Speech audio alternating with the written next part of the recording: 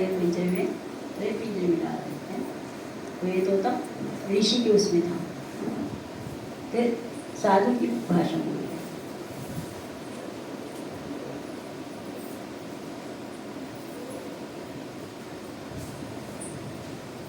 फिर तो अभी हमने क्या देखा, संग का प्रभाव। तो यहाँ पे क्या है, बुरे संग का परिणाम। तो लेफ्ट में किसको दिखा रहे हैं, मंत्रा और ककई। ककई एक महारानी है और घर में 4 भगवान है ना।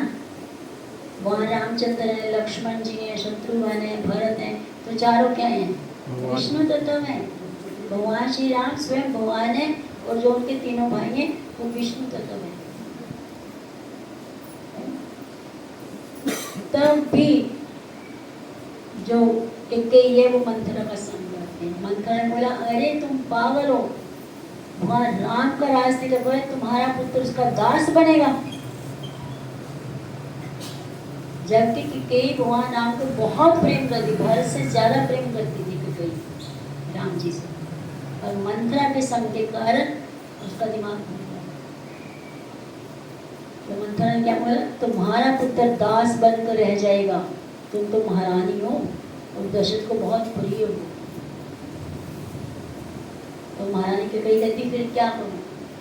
तो मंथरा याद दिलाते, अरे जब तुम महाराजा के साथ युद्ध में गई थी तो तुमने 2 बार मतलब उन्होंने बोला था 2 बार ले लो, जो भी तुम चाहते तुम ले लो। तो वो तुम्हारे पेंडिंग पड़े, बैलेंस भी पड़े। तो आज वो दिन आ गया, तुम मांग सकते हो। तो मंथरा ने याद दिलाया ककई ने। तो फिर ककई ने महाराज दशरथ से वो 2 बार मांगे।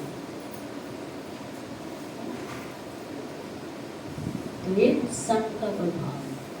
फिर मंथरा का संग किया तो गलत संगत में पड़ के गलत फैसले ले लिए। वही दूसरी तरफ दुर्योधन और शकुनी। दुर्योधन का नाम क्या था, क्या दुर्योधन था, सुयोधन। पहले दुर्योधन का नाम सुयोधन था। जब बुरे काम करने लग गया, बुरी संगति में पड़ गया, तो उनका नाम दुर्योधन हो गया। दुर मीन्स बुरा। तो उन्हें शकुनी का संग किया, शकुनी की बातों में आया, तो उनकी बातों का प्रभाव पड़ा। तो क्या हुआ, महाभारत हो गया, पूरा कुल नाश हो गया, 100 के 100 पुत्र मारे गए। तो बुरे संग का प्रभाव है, परिणाम है बुरे संग का। अगर हम बुरे संग में पड़ जाते हैं तो हमारे को भी ऐसे ही परिणाम भोगने पड़ते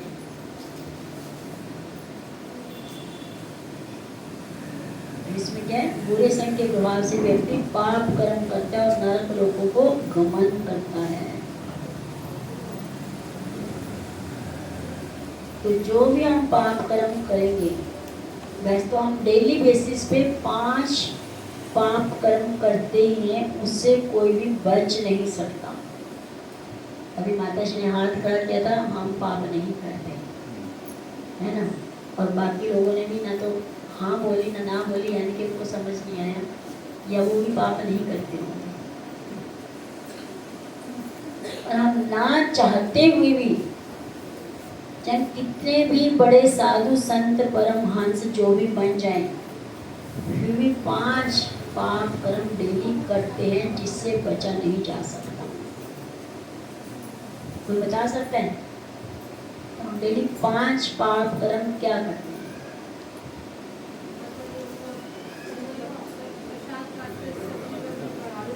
जलाते हैं, झाड़ू लगाते हैं, सांस लेते हैं, चलते हैं, मर जाते हैं। जितने पग धरे उतने जीव मरे। चलना बंद कर दोगे? नहीं कर दोगे? नहीं, क्या कुछ तो करेंगे। सांस लेते हैं, उसमें भी जाते हैं। जितने कदम लेंगे उतने जीव मर जाएंगे। हम देखते हैं कितनी चींटियाँ, कितने मक्खी मच्छर आगे बैठ नीचे, तो ये पाप हो गया ना, हमने मार दिया, पर बच भी नहीं सकते। अभी सिर के ऊपर तो पैर नहीं रखेंगे ना, आकर जमीन पर। दूसरा झाड़ू लगाते हैं, जब झाड़ू लगाते हैं तो कितने चींटियां मर जाती हैं।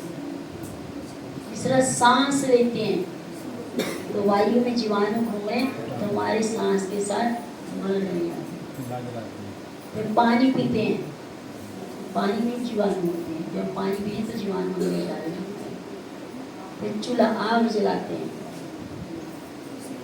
तो वायु में बहुत सारे जीवाणु छोटे छोटे घूम गए जो हम देख नहीं पाए, जैसे आग जलाते हैं तो वो मर जाते हैं।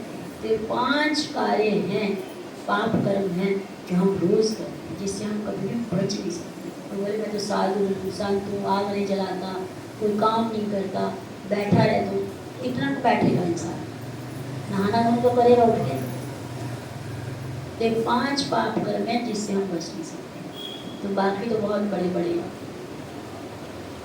जो हम अपनी मर्जी से करते हैं। तो यहाँ भी ये दिखाया गया, अगर हम पाप कर्म करेंगे तो हमारे को नरक के लोगों में जाना पड़ेगा। हम ये नहीं कह सकते अगला जीवन किसने देखा है, यही जीवन है। पीछे हमने चर्चा की थी ना दूसरे जन्म की, पुनर्जन्म, मैं कौन हूँ उसमें था। तो हम माने या ना माने, पिछला भी जन्म था और अगला भी जन्म होगा ही होगा। हमारे मानने या ना मानने से कोई अंतर नहीं पड़ने वाला। जैसे एक छोटा बच्चा है, मेरे को तो खेलने खाने के दिन है, बचपन के दिन है, मम्मा पापा मेरे को तो खेलने दो, मेरे को नहीं पढ़ने जाना। तो हम उसको जबरदस्ती भेजते हैं ना, नहीं बच्चे पढ़ना है, पढ़ोगे तभी जीवन बन पाएगा। खासकर लड़कों के लिए होता है। लड़के फिर भी चलो 2 मिनट के लिए घर के काम करके गुजारा कर लेते हैं, पर लड़के को तो पढ़ना है ना। अगर वो पढ़ेंगे तो क्या करेगा, पत्थर ढोएगा, मजदूरी करेगा ना। तो बच्चों ने अगला जीवन नहीं देखा, यानी कि 15 साल या 20 साल बाद हम क्या होने वाले क्या होने वाला है हमारे साथ, हमने नहीं देखा बच्चों ने, पर माँ बाप ने देखा, इसलिए माँ बाप उनको जबरदस्ती पढ़ने भेज रहे हैं ताकि 15-20 साल उसका जीवन अच्छा चल पाए, सर्वाइव कर पाए अपने जीवन में। तो इसी तरह हमने अगला जीवन नहीं देखा, पर शास्त्र कहते हैं पिछला भी जन्म था, ये भी है, और अगला भी जन्म होगा ही होगा। तो इसलिए हम ये ना सोचें खाओ पियो और मोज करो, नहीं। तो हमारे को सोचना चाहिए क्या हम पाप करें कि पुण्य करें। ऐसा नहीं आगे किसने देखा, कल किसने देखा, नहीं।